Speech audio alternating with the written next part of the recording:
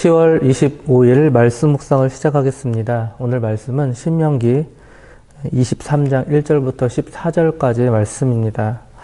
하나님은 거룩하신 분이십니다. 그리고 그의 백성들도 거룩함을 유지해야 합니다.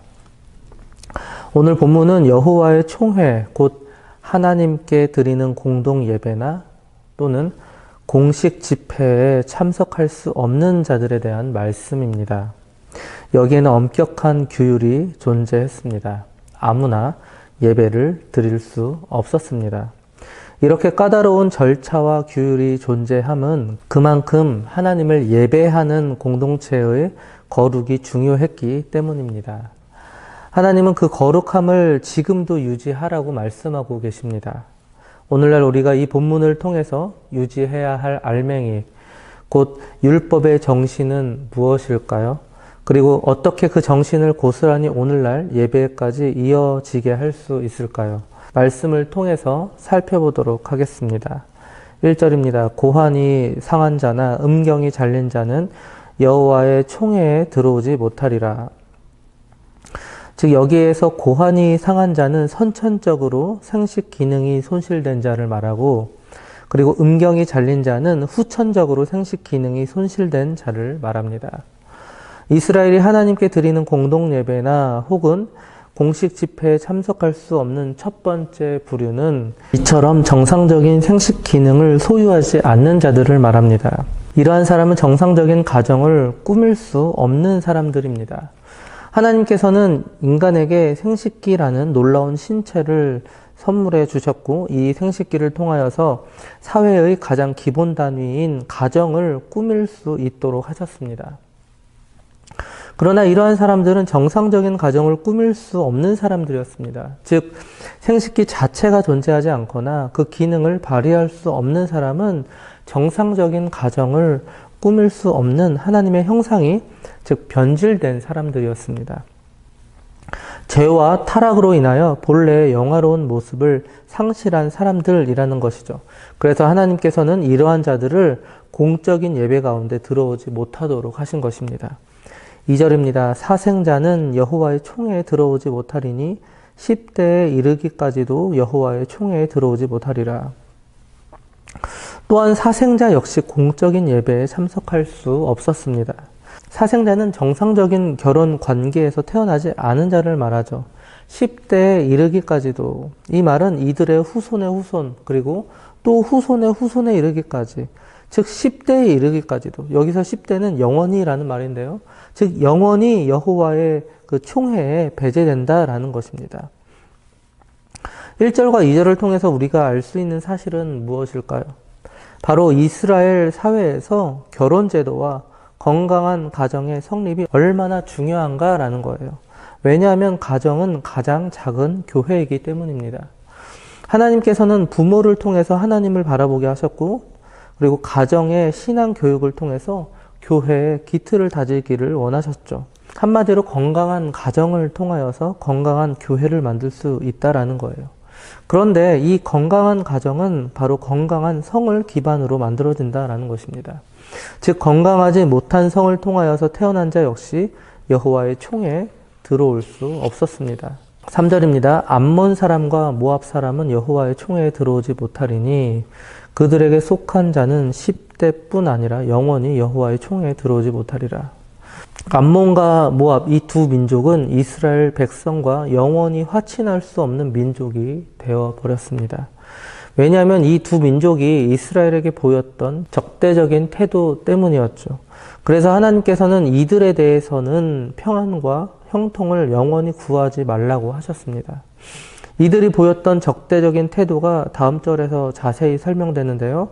4절입니다. 그들은 너희가 애굽에서 나올 때 떡과 물로 너희를 길에서 영접하지 아니하고 메소보다미아의 부돌 사람 부올의 아들 발람에게 뇌물을 주어 너희를 저주하게 하려 하였으나, 모압과 암몬 족속은 아브라함의 조카 롯의 후손이었습니다. 한마디로 친족 관계였죠. 뿐만 아니라 하나님은 이스라엘 백성에게 이 모압과 암몬을 괴롭히지 말며 그들에게 준 영토에 대해서도 인정해 줄 것을 말씀해 주셨습니다. 그러나 그럼에도 불구하고 이들은 친족 국가로서의 예우는커녕 이스라엘 백성을 저주케 하고 하나님의 뜻을 거스르게 했던 것이죠. 결국 이들은 영원히 여호와의 총회에 들어오지 못했습니다. 이와 같은 사실을 기초로 해서 우리가 알 수 있는 것은 무엇일까요?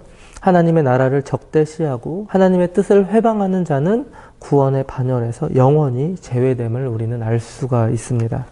5절입니다. 내 하나님 여호와께서 너를 사랑하심으로 내 하나님 여호와께서 발람의 말을 듣지 아니하시고 내 하나님 여호와께서 그 저주를 변하여 복이 되게 하셨나니 내 하나님 여호와께서 내 하나님 여호와께서 내 하나님 여호와께서 내 하나님 여호와께서가 3번이나 반복되죠.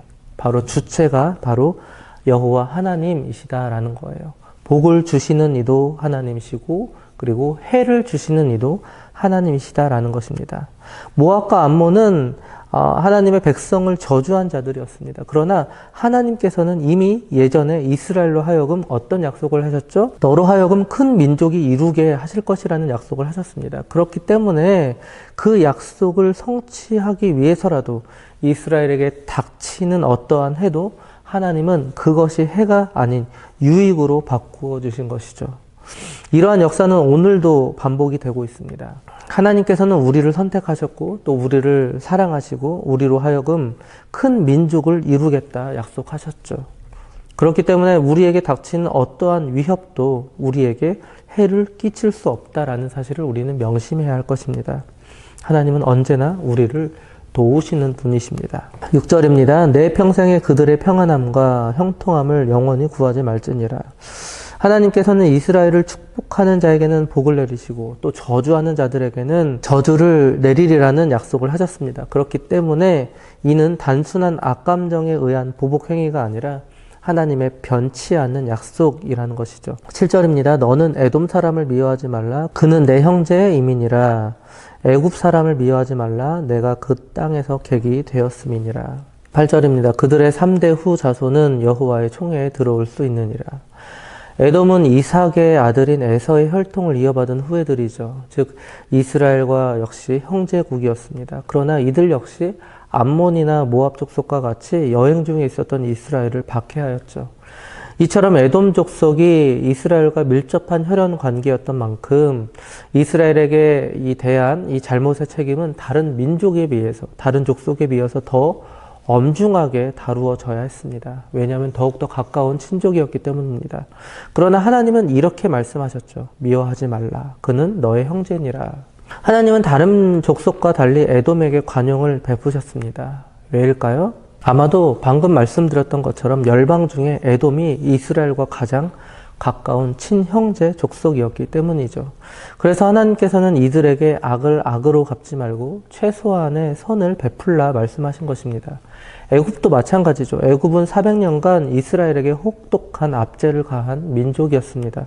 그러나 하나님께서는 그들을 미워하지 말라고 말씀하셨습니다. 왜냐하면 이스라엘은 애굽으로 억지로 끌려간 게 아니기 때문이죠. 스스로 그곳으로 내려갔습니다. 그리고 또 한때나마 애굽은 이스라엘의 따뜻한 안식처가 되어 주었습니다. 그래서 하나님은 그들의 3대 후 자손은 여호와의 총회에 들어올 수 있도록 허락해 주신 것이죠. 이어서 하나님께서는 이스라엘이 전쟁을 하기 위해서 야영했을 때 진중에서 지켜야 할 지침이 무엇인지를 알려주십니다. 왜냐하면 평상시와 환경이 다른 전시일지라도 이스라엘은 여호와의 거룩한 백성으로서 성결을 유지해야 했기 때문입니다. 9절과 10절입니다. 내가 적군을 치러 출진할 때 모든 악한 일을 스스로 삼갈지니 너희 중에 누가 밤에 몽설함으로 부정하거든 진영 밖으로 나가고 진영 안에 들어오지 아니하다가. 즉 밤에 잠을 자는 동안 무의식적으로 정액을 유출했을 경우에 하나님은 그것을 부정하다고 인정하셨다라는 거예요. 비록 그것이 지극히 당연한 생리적인 현상일지라도 여성의 월경과 같이 부정하다 인정받았습니다. 이런 경우에는 반드시 물로 온몸을 씻어야 했고 저녁까지 부정했습니다. 11절 해 질 때 목욕하고 해 진 후에 진에 들어올 것이요. 또한 이스라엘 진중은 거룩하신 하나님께서 함께 거하시는 곳이기 때문에 항상 성결을 유지해야 했습니다. 그런 의미에서 이스라엘 군대는 생리적인 문제를 진 밖에서 해결해야 했던 것이죠. 12절, 13절입니다. 내 진영 밖에 변소를 마련하고 그리로 나가되 내 기구에 작은 삽을 더하여 밖에 나가서 대변을 볼 때에 그것으로 땅을 팔 것이요 몸을 돌려 그 배설물을 덮을지니. 이처럼 야영 생활에 있어서의 생리적인 배설 문제까지도 세심하게 신경 쓰는 것은 이를 통하여 이스라엘이 스스로 하나님의 거룩한 군대라는 그런 자긍심을 더욱 지니게 하기 위함이었습니다.